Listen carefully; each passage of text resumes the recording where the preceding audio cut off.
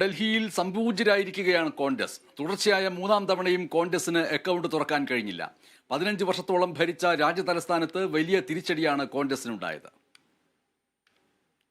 1998 മുതൽ തുടർച്ചയായി 15 വർഷം ഡൽഹി ഭരിച്ച പാർട്ടി ഷീല ദീക്ഷിത് എന്ന വനിതാ മുഖ്യമന്ത്രി അവതരിപ്പിച്ച് 3 തവണ രാജ്യതലസ്ഥാനത്ത് ആധിപത്യം തുടർന്ന പാർട്ടി.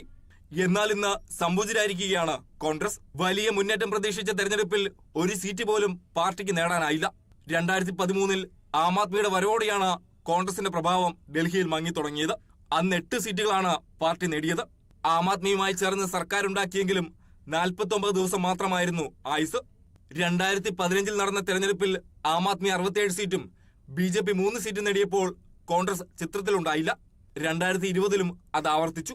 തെരഞ്ഞെടുപ്പിൽ 48 സ്ഥാനാർത്ഥികൾക്ക് 5% താഴെ വോട്ട് മാത്രമാണ് ലഭിച്ചത്.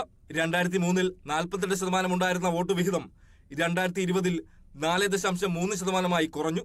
കഴിഞ്ഞ ലോക്സഭാ തെരഞ്ഞെടുപ്പിൽ വോട്ട് വിഹിതത്തിന്റെ കാര്യത്തിൽ പാർട്ടി 3-ാം സ്ഥാനത്തേക്ക് പിന്തള്ളപ്പെട്ടു. ആം ആദ്മിയുമായി ചേർന്ന് സഖ്യത്തിൽ മത്സരിച്ചെങ്കിലും പ്രതീക്ഷിച്ച വിജയം നേടാനായിരുന്നില്ല. രാഹുൽ ഗാന്ധി ഉൾപ്പെടെ പ്രധാന നേതാക്കളെ ഇറക്കി ഇന്ദ്രപ്രസ്ഥം പിടിക്കാമെന്ന കോൺഗ്രസ് പ്രതീക്ഷകൾ ഇക്കുറിയും അസ്തമിച്ചു.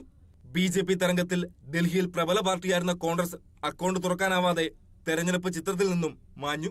National desk, Kerala vision news.